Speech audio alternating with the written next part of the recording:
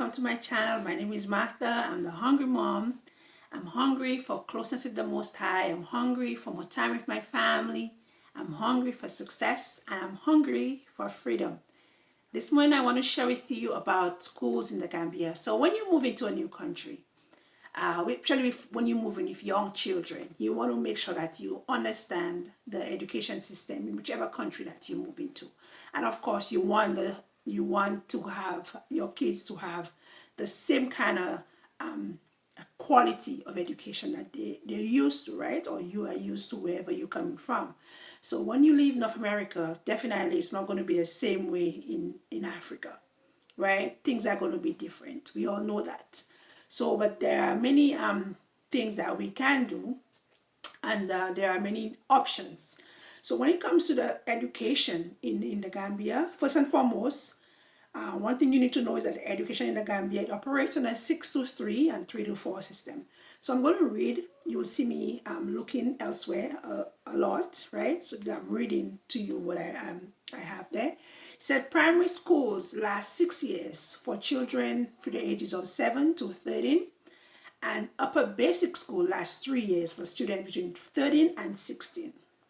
Once this stage of education is completed, students can then move into secondary school programs.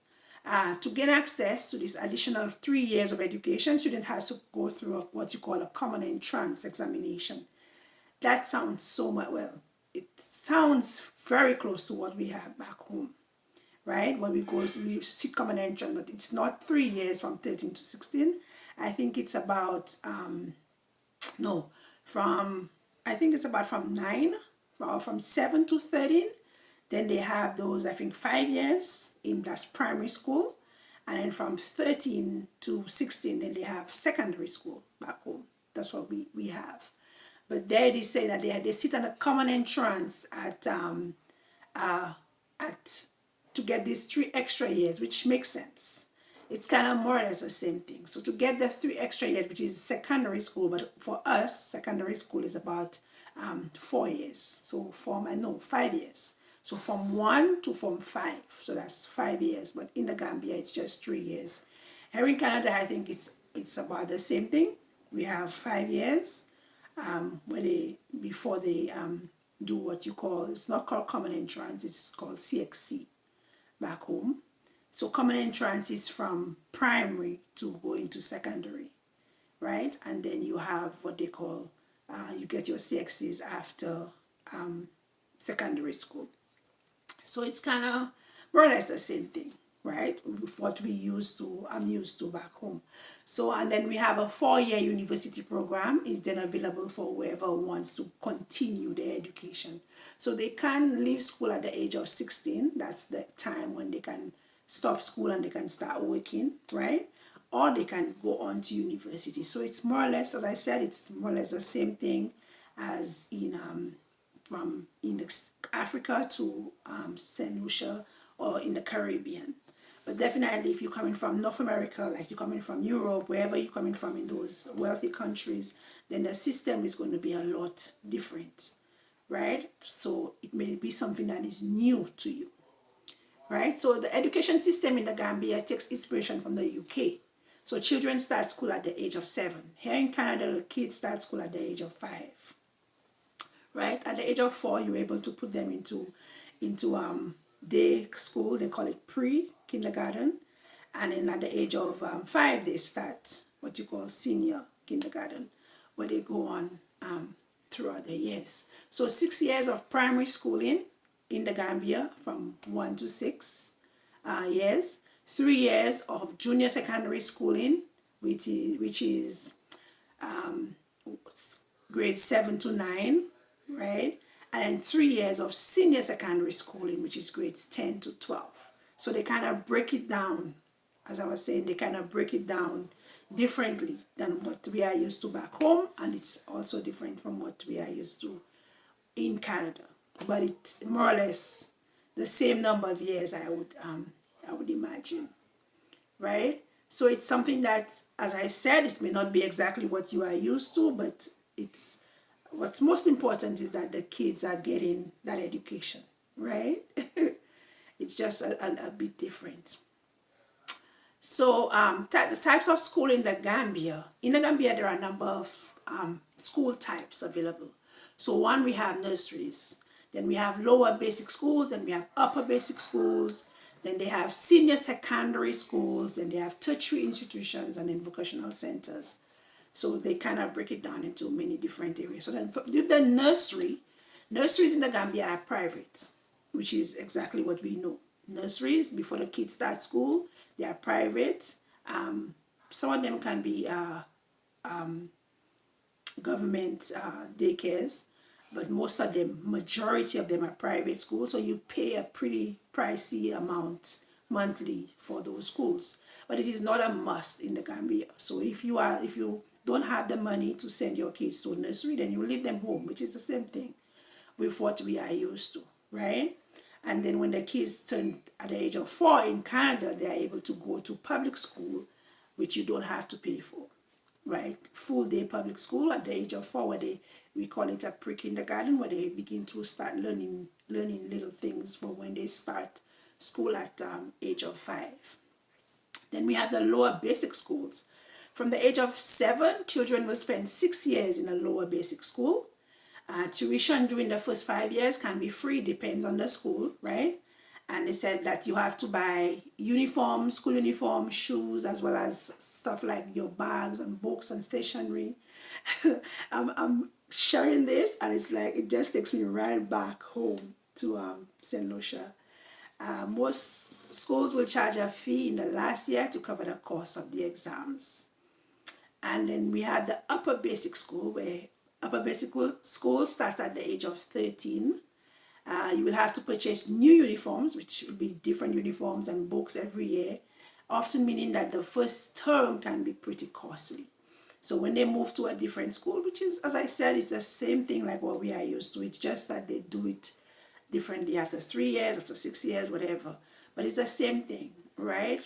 What we know back home and also in North America. Back in North America is Catholic schools or private schools would have what we call uniforms. But when you are going to public school, the kids wear whatever they want. I love to see the kids in uniforms. I love it, I love it, I love it. Up till like today, we had school uniforms going to school. And you have your school uniforms, you have your bags, you have your books, it was exciting times when you leave from one class, from one grade to the other, right? So that's something I would love for my boys. They're not used to that. They don't know that in Canada, wearing uniforms and being and looking like everybody else, right? So that could be exciting. That could be an exciting thing. I would love to see my boys in uniform for school. But I am not sure quite yet what I'm going to do for schooling in the Gambia, right, with them. I have not checked on which school I want them to go to.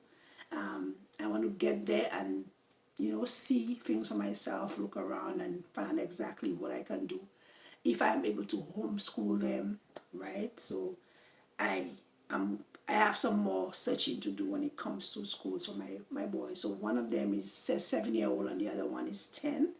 So I have some research to do when I get there for them when it comes to school.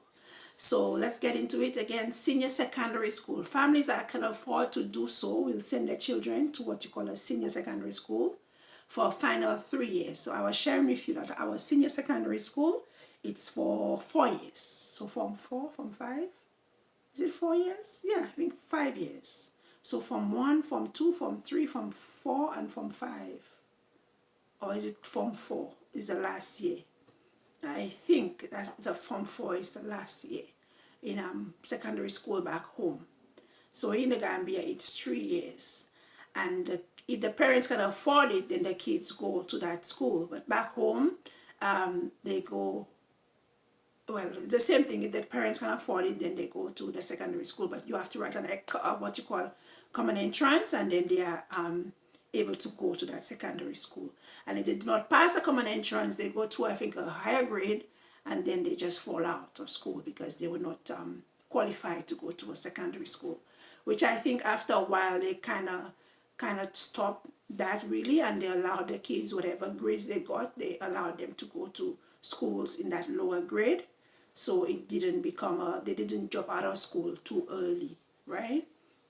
So once the 3 years are over, the student will need to take a leaving examination, which back home we have what you call CXC, right? Money is needed for uniforms and exams, and most pupils will now be able to go home, will now not come home for lunch due to these facilities being further away.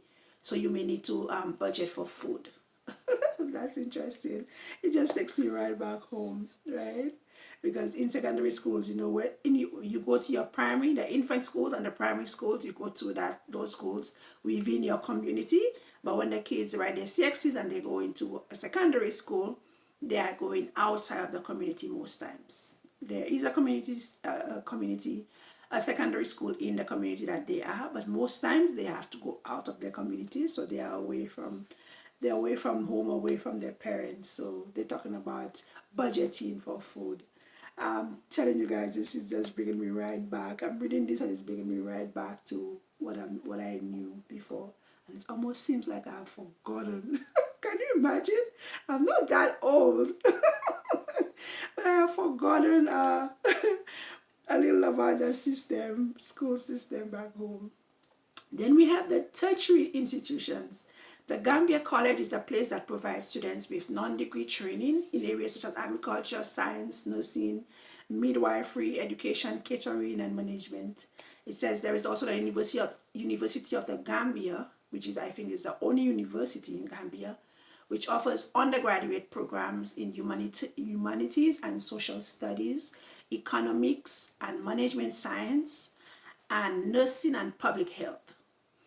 At the university, there is a 6-year course in medicine and surgery, which means you can be in education for even longer. So, of course, if you're going to becoming a doctor and those things, you're going to be in school longer than what you expected if you just go to a university. So, universities, of course, definitely is if your parents can afford it, then you go to a university. So that's the last. That's that's according to what the parents can afford. Then you talk about having vocational centers. So vocational centers established in 1983, the Gambian Technical Training Institute was brought in to help manage city and guilds. Okay, so it's a UK program.